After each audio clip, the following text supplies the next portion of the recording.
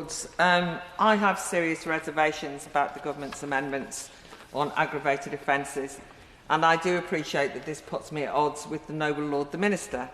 But I knew that long before today, because at committee he made a passionate speech, as he's done today in fact, telling us then how proud he would be to move these amendments.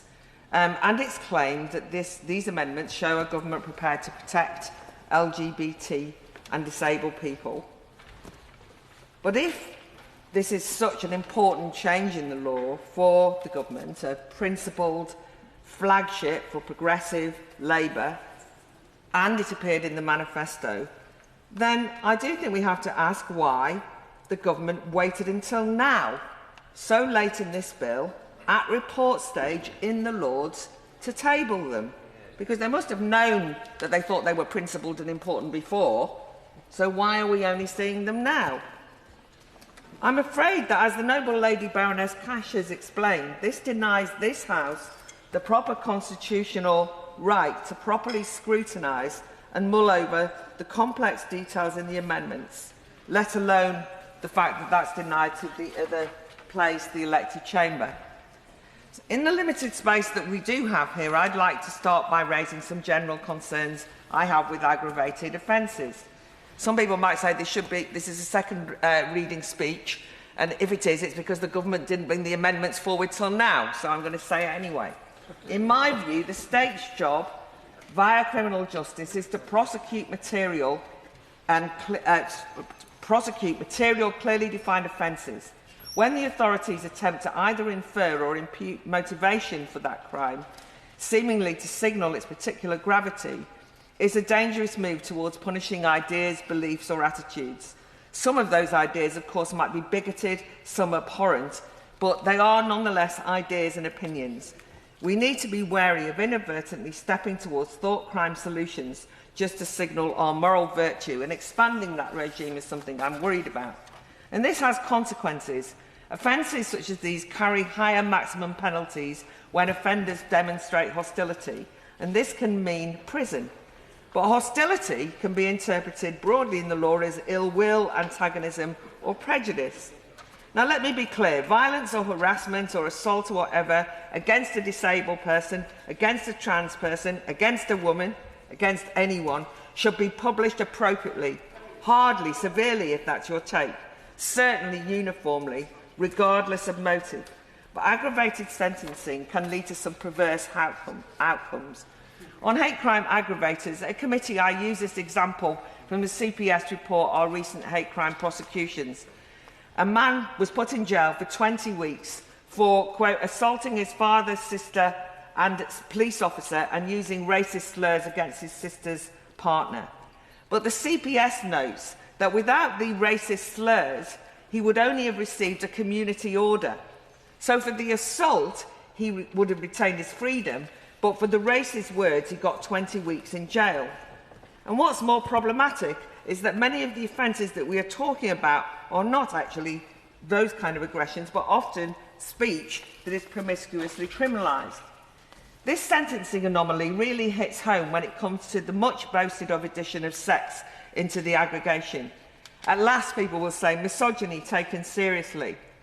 But during the sentencing bill, the government refused to accept a perfectly reasonable amendment exempting sexual assault offences and domestic violence offences from the early release scheme. Surely a real material commitment to women would be that. Would be that, to have accepted that amendment, not increase sentences of offences deemed driven by hostility to women. Just instead, my view is that we should prosecute actual offences committed against any woman. When those offences involved are, for example, sexual violence or domestic abuse, give appropriate sentences to perpetrators, and then don't let them out early to free up prison places. That would be helping women far more than this amendment, the wording of which which says that the aggravators must be announced in open court to declare an offence aggravated.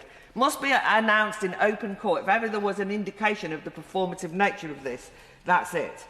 One worry, many of the offences for which aggravated will be attached will be the tangled plethora of hate speech crimes, already leading to the scandal of Britain's declining free speech reputation internationally, with so many arrested for speech crimes as we've already heard about. As long as so many of these offences are wholly subjective, and so many of these offences are wholly subjective because hostility can be defined by the victim. And we've seen the recent weaponisation of speech against those who don't share the same views and the whole cancel culture and toxicity that's proliferated.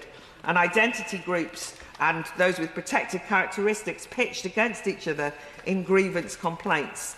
And we saw, although it wasn't in the criminal law, a gross example of this when John Davison, a man with Tourette's, the subject of an award-winning, sympathetic film, involuntarily ticked and shouted out the N-word.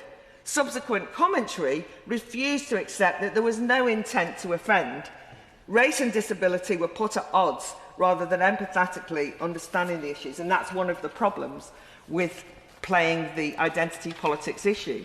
Increasing aggravated offences will just add to this toxic mix, and that combined with public order and communications arrests, if not prosecutions for speech crimes, as already described by the Noble Lord Young of Acton, I think will make this issue really difficult. Now, the issue of hostility to transgender identity is likely to stir up further tensions. I do want to ask, what is transgender identity? At best, it's a subjective category. It's a self-defined description. It's not a criticism, it's just an observation. Transgender identity does not require a gender recognition certificate or surgery. And by the way, the wording in the amendment is confusing as to what we're talking about, because it says that it gives credence to the fact that surgery might be a key, but then it says proposing to undergo gender reassignment, which was a very odd phrase to have in. And that seems why I thought the amendments by the Noble Lord Davis of Gower and Lord Cameron of Lochiel are right to query it, to probe, which is what we should be doing, even though it's so late in the day. How transgender people are defined will matter to how these amendments will be understood. Their clarification, the Noble Lords from the official opposition, in Amendments 337, 350, 351 and 352, establishing what sex means in the bill, is also helpful. Emphasising biological sex, sex at birth, is necessary to ensure the cultural clash between gender identity and sex is not muddled up in this bill or in these amendments. The Noble Lord Young of Acton, in his Amendment 334A, also hopes to ensure the proposed changes don't criminalise misgendering. I just want to note that I hate the phrase misgendering. If a male identifies as a female, even if he has a certificate or has had surgery, he is still a man. Saying that is not misgendering. It's factually accurate. Asking me to call him a woman is compelled speech, asking me to repeat misinformation. But would that statement that I've just made, which I'm very nervous making, be seen as evidence of hostility to someone based on their gender identity? And guess what? Too often, those accused of and punished for so-called misgendering offences are very often women. Police criminalised Sex Matters' Helen Joyce for some tweets referring to Freda Wallace by his former name Fred and using he/him pronouns, and the police recorded that as, quote, criminal harassment with transgender aggravators. And what about the young lesbian who says she isn't attracted to a male, a man who thinks that by wearing stilettos and a dress he's a woman and should be allowed into a lesbian-only work group at workplace? Guess what? Guess who's... I'm finishing. Oh, yeah, sorry. I don't wish to disturb the noble lady's train of thought, but I think it's really important that we frame this debate in the way that it is going to be framed. And that is around, it's an aggravated offence if the individual has committed an offence that I've outlined earlier, such as grievous or actual bodily harm, public order offences, harassment, stalking, criminal damage. It's not about the issues the noble lady is speaking to. If I can clarify that the first example I gave of Helen Joyce, it was called criminal harassment for the tweets, and the aggravated factors. They actually dropped it, the police, in the end, but they called it, not me, they, the police, called it criminal harassment with transgender aggravators.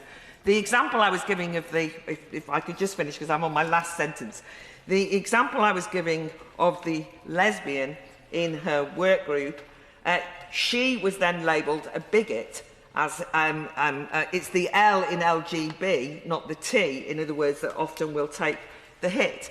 And the reason I was saying that was because she was threatened by the person that they would go to the police, and then was actually visited by somebody who said that the police would be involved. I'm making this point because I'm worried about it spiralling out of control. I would say that's misogyny, my lords, demonising a biological woman for expressing her sexuality as same-sex attracted, and I want to be sure that the amendments in this group navigate such clashes and don't avoid them.